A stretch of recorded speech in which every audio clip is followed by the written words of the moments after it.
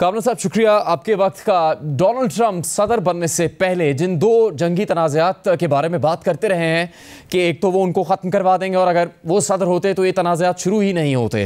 रूस और यूक्रेन और फिर इसराइल की जो कार्रवाइयाँ हैं फ़लस्तीनियों के ख़िलाफ़ और गज़ा में जो कुछ हुआ, वो इस बारे में कहते थे कि वो सदर होते तो ये तनाज़ा शुरू ही नहीं होता, ये जंग शुरू नहीं होती। लेकिन अब सदर बनने के बाद बहुत एक मर्तबा से ज़्यादा वो इस आज़म का इजहार करने के बावजूद कि वो गज़ा में अमन चाहते हैं, वो इस जंग को ख़त्म करना चाहते हैं, ये जंग ख़त्म करवा नहीं पाए हैं अब तक। तो क्या उनकी जो ये कोशिश थी, उनका ये आज़म था, उसको भी क्या धचका पहुंच रहा है?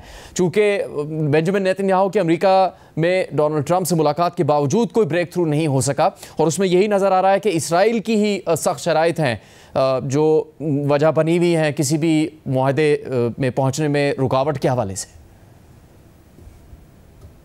जी शुक्रिया जुनैद। देखें, जो कैंपेन ट्रेल पे जो बयान होते हैं वो उनको हम जो है वो पॉलिटिक्स का हिस्सा होते हैं, जो वो पॉलिसी से मुख्तलिफ होते हैं। जब आप ऑफिस में आ जाते हैं फिर आपको अपनी जो वादे हैं वो पूरे करने पड़ते हैं, तो उसमें वक्त लगता है और उसमें के रास्ते में रुकावटें होती हैं, कंस्ट्रेंट्स होती हैं।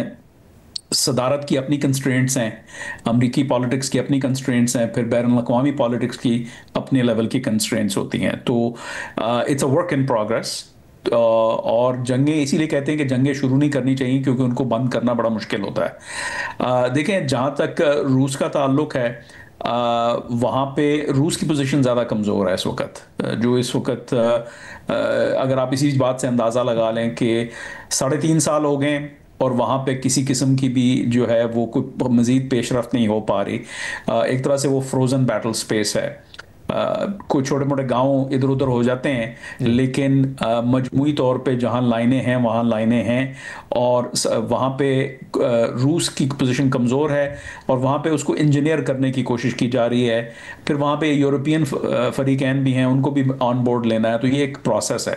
जहां तक गज़ा का ताल्लुक है, देखें गज़ा की जंग बंदी की दो शराइत हैं और फिर जाहिर है इसराइल का जो बैटल स्पेस में जिसका पलड़ा भारी होता है, इसराइल का पलड़ा भारी है, हमास का कमज़ोर है, हमास और ईरान का, क्योंकि उन्होंने मिलकर जो है ना वो 7 अक्टूबर का जो हमला हुआ था उसको पुल ऑफ किया था। तो उसमें जाहिर है गज़ा को अगर आप सिर्फ एक स्टैंड अलोन कॉन्फ्लिक्ट देखेंगे तो बात समझ में नहीं आएगी।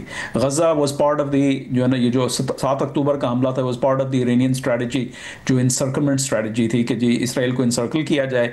7 अक्टूबर को हमला हुआ हमास की तरफ से, 8 अक्टूबर को अगले ही दिन हिजबुल्लाह ने अपने रॉकेट फायर शुरू कर दिए और कुछ दिनों के बाद हूतियों ने अपनी कार्रवाई शुरू कर दी। This is all part of a plan. अब वो जंग का जो बिसात है वो इतनी वसी थी, उसको समेटते समेटते टाइम लगा है।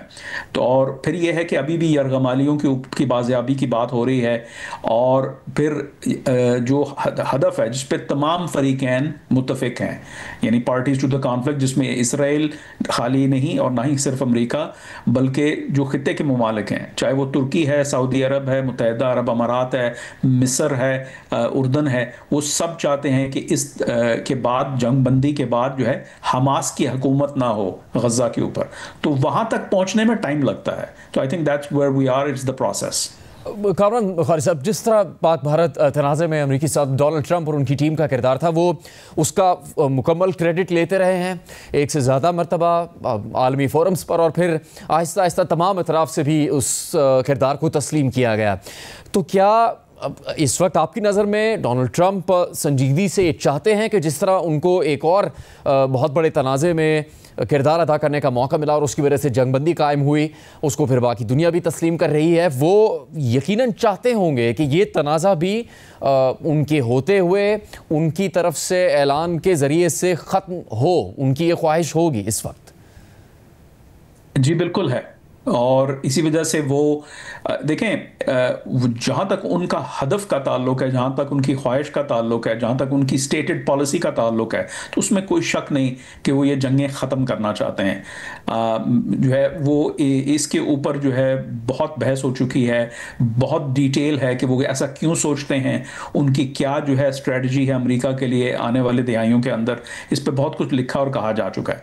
सवाल ये नहीं होता कि वो क्या वो चाहते हैं या नहीं चाहते, सवाल ये है कि कितनी आसानी से वो कर पाते हैं। अब बटन तो है नहीं कि जिसको दबाएंगे तो तमाम लोग जो है ना आमादा हो जाएंगे। पाकिस्तान और भारत के दरमियान याद रखिए आप दो स्टेट एक्टर्स की बात कर रहे हैं, दो स्टेट एक्टर्स जिनके पास न्यूक्लियर हथियार हैं और उनके अंदर भी जंग को फैलाने का, मजीद फैलाने का कोई ख्वाहिश नहीं थी, ना भारत की तरफ से ना पाकिस्तान की तरफ से, इसलिए आसान था वो करना।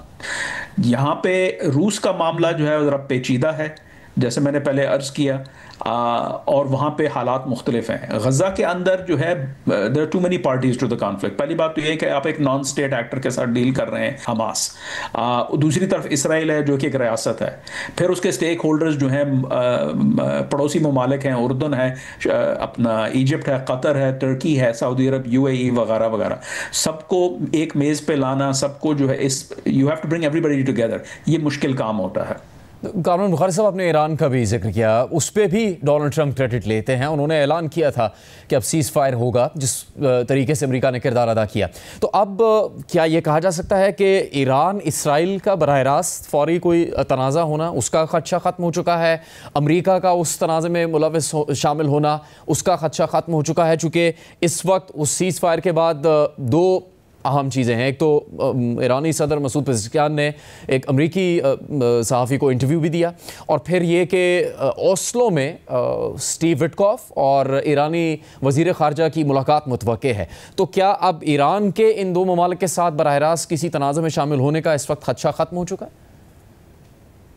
देखिए, अमेरिका ने एक ऑपरेशन किया था जो फर्दो की फैसिलिटी के ऊपर, और वो जो ओवरऑल जो मिलिट्री कैंपेन थी इजराइल की, वो कोऑर्डिनेटेड था कि भाई जो है ये अपना दस्तबरदार नहीं हो रहे यूरेनियम की इनरिचमेंट की डिमांड के ऊपर, तो ये समझ रहे हैं कि मैं ब्लफ कर रहा हूँ, ये मैं डोनाल्ड ट्रंप की बात कर रहा हूँ। तो उस पे वो बिल आखिर जो है वो कोई पेशरफ्त नहीं हो पा रही थी, तो उन्होंने कहा मैं तो जंग नहीं कर सकता क्योंकि मैं अपनी आवाम को तो वादा कर चुका हूँ कि मैं किसी बड़ी जंग में अमेरिका को दोबारा लेके नहीं जाऊँगा। तो अगर इसराइल जो है ये कार्रवाई करना चाहता है तो ये हमारे मुफाद में, तो जो है उन्होंने वो इजाज़त दी, और उसमें सिर्फ एक ऑपरेशन अमेरिका ने किया था और वो बहुत लिमिटेड था, और वो एक फैसिलिटी को जो है ना एलिमिनेट करना था। वो फोर्दो की जो फैसिलिटी है जो ज़मीन दोज है पहाड़ के नीचे, वहाँ पे उसको अपना टारगेट करने के लिए इसराइल के पास टेक्निकल वो कैपेबिलिटी नहीं थी। तो मैं समझता हूं कि अमेरिका की तरफ से तो कोई दिलचस्पी नहीं है कि कोई जंग की जाए। इसराइल और अमेरिका के जो ईरान के हवाले से जो स्ट्रेटेजिक आउटलुक है वो मुख्तलिफ है, और इसराइल मुख्तलिफ तरीके से देखता है। लेकिन दैट सेड मैं ये भी कहूँगा कि इसराइल कोई ऐसा काम नहीं करेगा कि जो बराह रास्त अमेरिका के साथ कॉन्ट्रडिक्ट करे, क्योंकि अमेरिका के साथ उनकी अलायंस है, वो उनका जो है ना ग्रेट पावर एलाय है, वो उसको नाराज़ नहीं करना चाहेंगे। एंड आई थिंक कि इसी वजह से अभी कोई जो है वो हमें कोई ख़ास खबर नहीं आई जो कल मुलाकात हुई है सदर डोनाल्ड ट्रंप की जो है इसराइली वज़ीर आज़म के साथ, क्योंकि अभी बातचीत चल रही है। अभी वो जुमेरात तक यहीं पर हैं, उनकी vice president JD Vance, secretary of state, secretary of defence, Capitol Hill पे भी मुलाकातें हैं। तो उसके बाद जो है ना कुछ समझ में आएगा कि भाई क्या बात तय हुई है। अभी I think everybody is holding their cards close to their chest. अब तक जो मुलाकात में सामने आया है, जिसमें बेंजामिन नेतन्याहू ने बिल्कुल वाज़े तौर पर एक तरह से कहा कि जो 2 स्टेट सोल्यूशन है वो उनके लिए काबिल कबूल नहीं होगा, क्योंकि वो इस सूरत में सामने आए कि एक रियासत कायम होगी जो इसराइल के लिए ख़तरा होगी, तो वो उस ख़तरे को कबूल नहीं करेंगे, उस ख़तरे को बर्दाश्त नहीं करेंगे। और फिर इसराइली वेबसाइट के ज़रिए फिर बैनुल-अक़वामी इदारे रॉयटर्स ने उस खबर के ऊपर मज़ीद लिखा कि किस तरह से एक मनसूबा ज़ेर बहस रहा है कि कॉरिडोर्स और कैंप्स बनाए जाएंगे फ़लस्तीनियों को रखने के लिए, और वहाँ पर उनकी ब्रेन वॉशिंग की जा सकती है, या किस तरह से हमास या दीगर तंजीमों का अगर उन पर गलबा है तो उसको ख़त्म किया जा सकता है, और फिर ये फैसला किया जाएगा कि उनको दूसरे ममालिक में मुंतकिल करना है। इस तरह का मनसूबा सामने आना, जिस पर अगर अमल दरामद अभी नहीं भी हुआ, और गाज़ा ह्यूमैनिटेरियन फाउंडेशन जो कि इसराइल ही उसके पीछे है, उसकी तरफ से इस आज़म का इजहार करना कि वही सारा निज़ाम यहाँ पर संभाले, अक़वाम मुत्तहिदा का भी कोई किरदार ना हो इसराइल और फ़लस्तीन में, ये कितनी तशवीशनाक बात है आपके लिए? देखिए, ये सब प्रिलिमिनरी खबरें हैं, तो बात ये है कि अभी तो बात तय नहीं हुई ना, कोई मास्टर प्लान सामने आया नहीं, ये लीक्स हैं, हर तरफ से जो है ना लीक आती है, जो है परसेप्शन शेपिंग के लिए इसराइली जो है लीडरशिप वो अपनी करती है। देखें, मैं पहले भी जो है बहुत सारे चैनल्स पे कह चुका हूँ कि 2 मिलियन से ज़्यादा की आबादी है। अब आप उसकी नकल मकानी कैसे करेंगे? मतलब कहाँ उनको लेके जाएंगे, किन मुल्कों में लेके जाएंगे, कौन लेगा? मतलब this is a huge Herculean task. मैं नहीं समझता इसके अंदर कोई हकीकत है। हाँ, जो आईडीपी कैंप्स लग सकते हैं क्योंकि बहुत सारा जो है मतलब वो अनडेटोनेटेड ऑर्डिनेंस है वहाँ पे। बहुत सारी जो है इमारतें उनको जो है गिरा कर दोबारा से तामीर नौ करनी है, तो वो छोटा मोटा कार्रवाई होगी। आई डोंट थिंक इतनी बड़ी पैमाने पे कोई नकल मकानी होगी। ये इंटरनेशनल लॉ के भी खिलाफ है जो है ना, फोर्सबली किसी को रिमूव करना। वहाँ से कोई जाने वाला तो है नहीं है। तो ये आई थिंक सिर्फ बातें हैं। देखें, असल में जो स्ट्रेटजी है वो सिंपल है।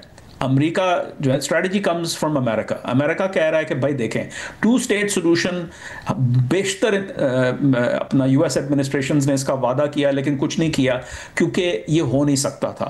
क्योंकि इस जो 2 स्टेट सोल्यूशन है उसके रास्ते में बहुत सारी रुकावटें हैं। सबसे बड़ी बात यह है कि कई दिहाइयों से फ़लस्तीनी जो हैं वो डिवाइडेड हैं। हमास का कब्जा था गज़ा के ऊपर, फतह और PAPLO वो वेस्ट बैंक में थी। तो किस रियासत, किस 2 स्टेट की आप बात कर रहे हैं कि जो हो सकता है?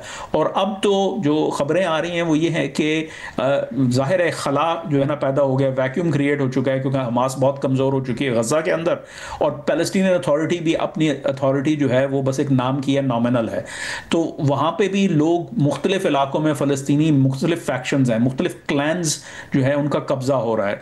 मतलब आधे दर्जन क्लैन तो सिर्फ बताए जाते हैं गज़ा के अंदर, और वेस्ट बैंक चूंकि बड़ा है वहाँ पे और है, वहाँ पे जूइश सेटलमेंट्स भी हैं, IDF की जो है ना फोर्सेस भी इन कंट्रोल हैं, साथ में जॉर्डन का बॉर्डर लगता है। तो आई डोंट थिंक कि जो है ये 2 स्टेट सोल्यूशन इज़ वायबल।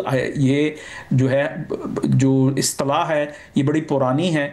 हकीकत ये है कि we are too far from it. अब होगा ये, सबसे फर्स्ट ऑर्डर ऑफ बिजनेस ये है कि सिक्योरिटी कौन संभालेगा गज़ा के अंदर। वेस्ट बैंक की कहानी थोड़ी डिफरेंट है, लेकिन गज़ा में सिक्योरिटी कौन संभालेगा? कोई नहीं चाहता कि इसराइली ट्रूप्स जो हैं वहाँ ऑक्यूपाई करें दोबारा से उसको। ये टेम्पररी अरेंजमेंट रहे, लेकिन इवेंचुअली वहाँ पे किसी को करना है। वो फ़ौजें कहाँ से आएंगी? ठीक है, लेकिन ये जिम्मेदारी, मेरी जो इत्तला है वो ट्रंप इंतज़ामिया सऊदी अरब पे दे रहा है, और सऊदी अरब को फिर तुर्की के साथ मिलके UAE, मिस्र, जॉर्डन, इवन पाकिस्तान से मिलके ये जो बातें चल रही हैं अब्राहम अकॉर्ड की पाकिस्तानी मीडिया के अंदर, they are not for nothing. मतलब देयर इज़ कॉन्वर्सेशन कि हाँ भाई पाकिस्तान का क्या किरदार होगा गज़ा की जो फ्यूचर सिक्योरिटी प्रोवाइडर, और क्योंकि कोलिशन की ज़रूरत होगी ना, तो इसमें कौन कौन लोग हिस्सा लेंगे? क्या पाकिस्तान लेगा? मुझे नहीं पता, लेकिन ये बातचीत चल रही है।